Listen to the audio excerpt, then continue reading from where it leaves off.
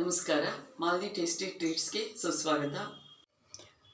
ನಾನಿವತ್ತು ಗೋಡಂಬಿ ಉಂಡೆ ಹೇಗೆ ಮಾಡೋದು ಅಂತ ಹೇಳ್ತೀನಿ.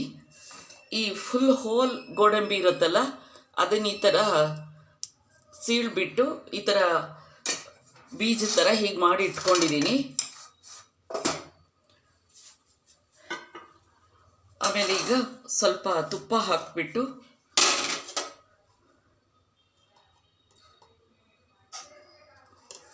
ಈಗ ಇದನ್ನು ಹುರಿತಾ ಇದ್ದೀನಿ.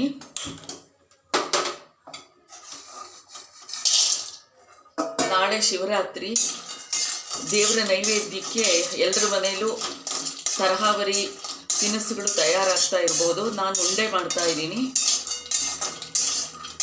ಈ ಟೈಮ್ನಲ್ಲಿ ಈ ಸಂದರ್ಭದಲ್ಲಿ ಒಂದು ಹೇಳಕ್ಕೆ ಇಷ್ಟಪಡ್ತೀನಿ. ಶಿವರಾತ್ರಿನಲ್ಲಿ ಜಪ, ಪೂಜೆ, ಧ್ಯಾನ ಎಲ್ಲ ವ್ರತಗಳಲ್ಲೂ ಅದಕ್ಕೆ ಇಂಪಾರ್ಟೆನ್ಸ್ ಇರೋದು ಗೊತ್ತೇ ಇದೆ.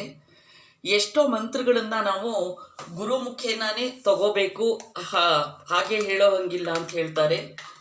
ಆದರೆ ಇನ್ನೊಂದು ಇದಿದೆ, ಒಂದು ಶ್ಲೋಕ, ಅದು ಬಹುಶಃ ಎಲ್ರಿಗೂ ಗೊತ್ತಿರುತ್ತೆ. ಅದನ್ನು ಹೇಳ್ತೀನಿ. ಅದು ತುಂಬ ಒಳ್ಳೆಯದು ಅಂತ ಹೇಳ್ತಾರೆ. ಮೃತ್ಯುಂಜಯಾಯ ರುದ್ರಾಯ ನೀಲಕಂಠಾಯ ಶಂಭವೇ ಅಮೃತೇಶಾಯ ಶರ್ವಾಯ ಮಹಾದೇವಾಯ ತೇ ನಮಃ.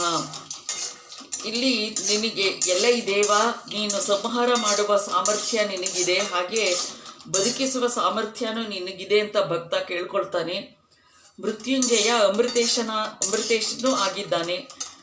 ಹಾಗಾಗಿ ಅಪಮೃತ್ಯು ಭಯ ಉಂಟಾದಾಗ, ರೋಗದ ಏನಾದರೂ ಭಯ ಉಂಟಾದಾಗ, ನಾನೀಗ ಹೇಳಿದ್ನಲ್ಲ ಆ ಶ್ಲೋಕನ ಹೇಳ್ಕೊಳ್ತಿದ್ರೆ ಎಲ್ಲ ಪರಿಹಾರ ಆಗುತ್ತೆ, ನಮ್ಗೆ ಧೈರ್ಯ ಬರುತ್ತೆ ಅಂತ ಹೇಳ್ತಾರೆ. ಅಮೃತೇಶ್ವರನಾದ ಶಿವ ಯಾವಾಗಲೂ ಶಿವನಾಗೆ ನಮ್ಮ ಜೊತೆ ಇರಬೇಕು, ರುದ್ರನಾಗಿ ಬೇಡ ಅಂತ ಹೇಳ್ಕೊತಾರೆ. ಶಿವನಾಗಿ ನಮ್ಮನ್ನು ಕಾಪಾಡ್ಕೋಬೇಕು. ಯಾಕೆಂದರೆ ಶಿವ ಅಂತಂದರೆ ಶುಭ, ಮಂಗಳ ಅಂತ ಅರ್ಥ. ಸೊ ಇದ್ರದ್ದು ರುದ್ರಾಧ್ಯಾಯನ ಎಲ್ಲರೂ ಓದೋಕ್ಕಾಗಲ್ಲ. ಅದ್ರ ಬಗ್ಗೆ ತುಂಬ ಒಳ್ಳೆ ಒಂದು ಬುಕ್ ಬಂದಿದೆ. ಅದು HS ಲಕ್ಷ್ಮೀ ನರಸಿಂಹಮೂರ್ತಿ ಅಂತಂದವರು ರುದ್ರಭಾಷ್ಯ ಪ್ರಕಾಶ ಅಂತ ರುದ್ರಾಧ್ಯಾಯಕ್ಕೆ ಭಾಷ್ಯ ಬರೆದಿದ್ದಾರೆ. ಕನ್ನಡದಲ್ಲಿ ತುಂಬ ಚೆನ್ನಾಗಿರೋ ಬುಕ್ಕು. ಆಧ್ಯಾತ್ಮ ಪ್ರಕಾಶ ಕಾರ್ಯಾಲಯ ಹೊಳೆ ನರಸೀಪುರದಿಂದ ಅದು ಇದಾಗಿದೆ, ಪ್ರಕಟ ಆಗಿದೆ. ಅವರು ಆ ಬುಕ್ಕಲ್ಲಿ ಹೇಳ್ತಾರೆ ಈ ಮಂತ್ರ, ಈ ಶ್ಲೋಕ ಎಷ್ಟು ಒಳ್ಳೆಯದು, ಹೇಳ್ಕೋಬಹುದು, ಯಾರಾದರೂ ಹೇಳ್ಕೋಬಹುದು, ಯಾವಾಗ ಬೇಕಾದರೂ ಹೇಳ್ಕೋಬಹುದು.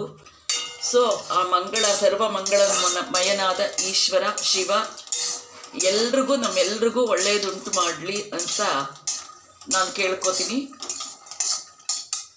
ಈಗ ಹುರಿತಾ ಇದ್ದೀನಿ. ಕೆಲವರು ಹಸಿ ಗೋಡಂಬಿ ಹಾಕ್ತಾರೆ, ಬಟ್ ಹುರಿದು ಬಿಟ್ಟು ಮಾಡಿದರೆ ತುಂಬ ರುಚಿಯಾಗಿರುತ್ತೆ. ಸಾಕು, ಕೆಂಪಾಗಿದೆ. ಈಗ ಈ ತಟ್ಟೆಗೆ ಸ್ವಲ್ಪ ತುಪ್ಪ ಸವರಿದ್ದೀನಿ.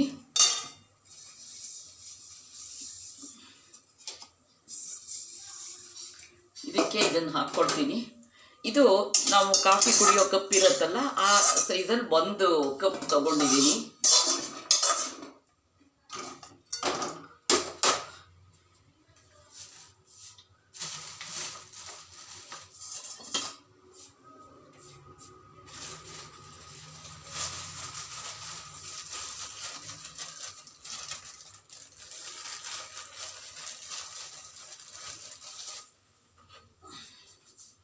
ಈಗ ಇದಕ್ಕೆ ಈ ಕಪ್ಪಲ್ಲಿ ತಗೊಂಡಿರೋದು ಆ ಬೇಳೆ ಮಾಡಿರೋ ಗೋಡಂಬಿನ, ಇದರಲ್ಲಿ 1 ಕಪ್ಪಷ್ಟು ನಾನು ಬೆಲ್ಲನ ಪುಡಿ ಮಾಡಿ ಇಟ್ಟಿದ್ದೀನಿ, ಅದನ್ನು ತಗೋತಾ ಇದ್ದೀನಿ.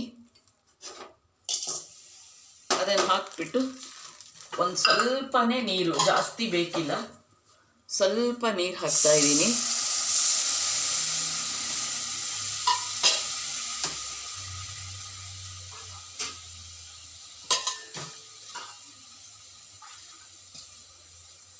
ಆಮೇಲೆ ಇಲ್ಲಿ ಒಂದು ಬೌಲಲ್ಲಿ ನೀರು ಇಟ್ಕೊಂಡಿರ್ತೀನಿ, ಯಾಕೆಂದರೆ ಪಾಕ ಆಗಿದೆಯಾ ಅಂತ ನೋಡೋಕ್ಕೆ ಇದು ಇಟ್ಕೊಂಡಿದ್ದೀನಿ.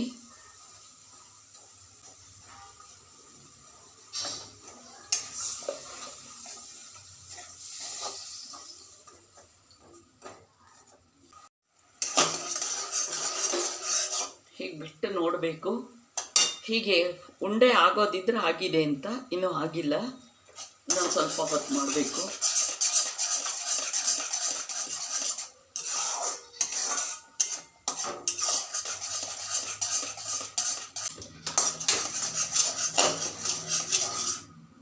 ನೋಡಿ ಹೀಗೆ ಹಾಕಿ ತೋರಿಸ್ತೀನಿ. ಹೀಗೆ ಉಂಡೆ ಆಗಬೇಕು ನೀರಿಗೆ ಹಾಕಿದರೆ. ಆಮೇಲೆ ಈಗ ಇದನ್ನು ನಾನು ಈ ಗೋಡಂಬಿನ ಇಟ್ಕೊಂಡಿದ್ದೀನಲ್ಲ ಅದರ ಮೇಲೆ ಹಾಕ್ತೀನಿ. ಉಂಡೆ ಕಟ್ಟಕ್ಕಾಗೋ ಅಷ್ಟು, ಬಹುಶಃ ಒಂದು 4 ಸ್ಪೂನು ಇರಬಹುದು ಇಷ್ಟು ನಾನು ಹಾಕಿರೋದು. ಈಗ ಇದನ್ನು ಈಗ ಒಂದ್ಸಲ ಕೂಡಿಸೋಣ.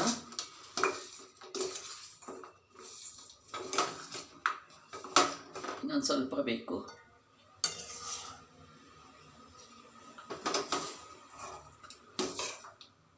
ಈ ಥರ ಕೂಡಿಸ್ತಾ ಇದ್ದೀನಿ.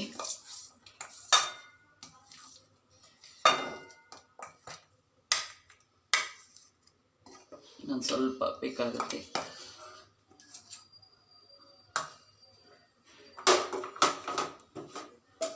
ಒಂದು ಸ್ವಲ್ಪ ತುಪ್ಪದ ಕೈ ಮಾಡ್ಕೊಂಡ್ಬಿಟ್ಟು, ತುಂಬ ಬಿಸಿ ಇರುತ್ತೆ, ಹಾಗೆ ಸ್ವಲ್ಪ ತುಪ್ಪದ ಕೈ ಮಾಡ್ಕೊಂಡು ಹೀಗೆ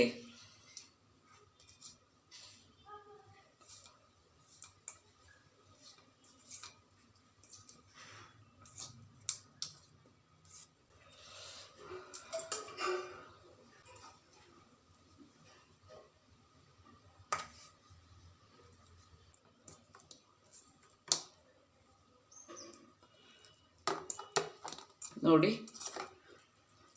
ಆ ಒಂದು ಚಿಕ್ಕ ಕಪ್ ತೋರಿಸಿದ್ನಲ್ಲ ಅದರಲ್ಲಿ ಈ ಥರ 5 ಉಂಡೆಗಳಾಗಿದೆ. ಚಿಕ್ಕದು ಮಾಡ್ಕೋಬೇಕು. ಮಿತವಾಗಿದ್ದರೆ ಗೋಡಂಬಿ ಎಲ್ಲ ತಿನ್ನೋಕ್ಕೆ ಚೆನ್ನಾಗಿರುತ್ತೆ. ಮಾಡ್ಕೊಂಬಿಟ್ಟು ನಂಗೆ ಫೀಡ್ಬ್ಯಾಕ್ ಕೊಡಿ. ರೆಡಿಯಾಗಿದೆ. ಧನ್ಯವಾದಗಳು.